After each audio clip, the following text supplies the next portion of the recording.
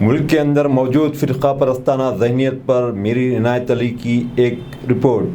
خود کو وشوا گرو کہلوانے کے خواہش مندوں کی تنظیم پر ملک بھر کے بم دھماکوں میں ملوث ہونے کا الزام۔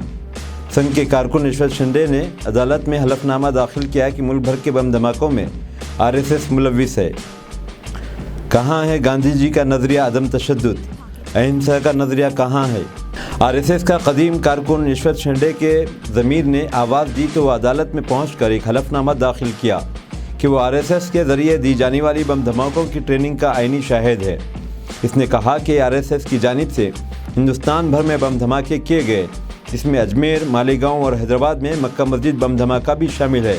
عدالت میں دیے گئے حلف نامے کے مطابق 1999 میں اندریش کمار، جو کہ موجودہ راشٹریہ مسلم منچ سربراہ ہے، نے اس سے کہا تھا کہ لڑکوں کو پکڑو اور انہیں جموں لے جاؤ، جہاں انہیں جدید ہتھیاروں کی استعمال کی تربیت دی جائے گی۔ اس مقصد کے لیے مہاراشٹر کے تھانے میں VHP کی ریاستی سطح کی میٹنگ بھی ہوئی تھی۔ حلف نامے میں بتایا گیا کہ تھانے کی میٹنگ میں درخواست تھی، تربیت پانے والوں کو منتظمین ایک ویران جنگلاتی علاقے میں لے گئے تاکہ دھماکوں کی ریہرسل کرتے ہوئے بموں کی جانچ کی جا سکے۔ اس دوران بڑے دھماکے کیے جاتے۔ حلف نامہ میں مزید کہا گیا کہ درخواست گزار نے کئی بار ناندیڑ جا کر ہمانشو پنسے کو سمجھانے کی کوشش کی کہ وہ بم دھماکوں میں ملوث نہ ہو، کیونکہ الیکشن میں BJP کی جیت کو یقینی بنانے کے لیے سنگھ پریوار کی سازش تھی۔ 2006 میں ضلع ناندیڑ مالیگاؤں بم دھماکوں کے 16 سال بعد اب ایک نیا موڑ سامنے آیا ہے۔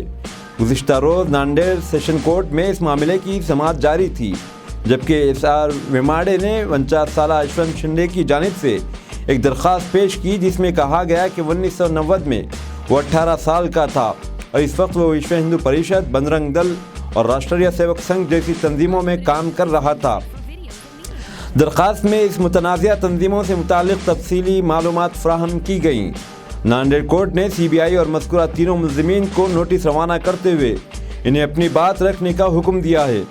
یشونت شنڈے نے عدالت میں اپنے حلفیہ بیان میں کہا ہے کہ وہ RSS، بجرنگ دل اور VHP میں مختلف عہدوں پر براجمان رہا ہے اور کارکردگی انجام دی ہے۔ علاوہ یشونت شنڈے کا تعارف ہمانشو پنسو سے ہوا، جبکہ اسے اور اس کے ساتھ دوستوں کی ٹریننگ کے لیے منتخب کیا گیا۔ اسی ہمانشو نے انہیں جموں پہنچایا، وہاں ہتھیاروں کی تربیت دی گئی اور بم بنانے کا ایک تربیتی کیمپ منعقد ہونے سے متعلق کہا گیا اور پورے ملک میں بم دھماکے کرنے کا منصوبے کا انکشاف کیا گیا تھا۔ یشونت شنڈے نے کہا کہ اس سے ملک میں زیادہ سے زیادہ دھماکے کرنے کی گزارش کی گئی تھی، تاہم وہ اس وقت چونک گیا تھا۔ حلف نامہ کے مطابق راکیش دھواڑے نے اسے ٹریننگ کے مقام پر لاتا تھا۔ یہ وہی دھواڑے تھا جسے مالیگاؤں 2008 دھماکے کیس میں گرفتار کیا گیا تھا۔ اب کیا کہتے ہیں خود کو اہنسا کے پجاری، عدم تشدد کے ہمنوا اور وشوا گرو کے نمائندے کہنے والے حکمران؟ کیونکہ یشونت شنڈے نے بالکل واضح انداز میں ہر بات کو نشاندہی کر دی ہے، جبکہ ہمارے حکمران تو نشاندہی کے بغیر ہی مسلمانوں پر ملک سے غداری اور دہشت گردی کے الزام لگانے میں پیش رہتے ہیں۔ انہوں نے تو ولی صفت مسلمانوں کو بھی دہشت گرد قرار دینے میں کوئی کسر باقی نہیں رکھی تھی، اور ان کا غلام میڈیا تو ان سے 4 قدم آگے ہی تھا۔ اب اس غلام میڈیا اور ان کے آقاؤں، بلکہ ان کے بیرونی آقاؤں کو بھی سام سوکھ گیا ہوگا۔ اب وہ اتنے واضح ثبوت کے باوجود بھی کوئی تحقیقات نہیں کروائیں گے، بلکہ اس کا ذکر تک زبان پر نہیں لائیں گے۔ کانگریس پارٹی جو خود کو سیکولر کہتی ہے، وہ بھی اس مسئلے کو نہیں اٹھائے گی، کیونکہ وہ خود کو سافٹ ہندوتوا کی علمبردار ہے۔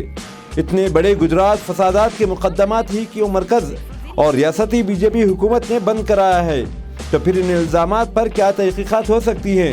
جس ملک میں انصاف کے 2 پیمانے ہو جاتے ہیں، ایسی حکومتیں زیادہ دن نہیں چل سکتی۔ انصاف کے معاملے میں مسلمانوں کے ساتھ ایک پیمانہ اور غیر مسلم کے ساتھ ایک پیمانہ دکھائی دیتا ہے۔ اب حکمران غور کر لیں کہ وہ کب تک ناانصافی کی حکومت پر قائم رہ سکتے ہیں۔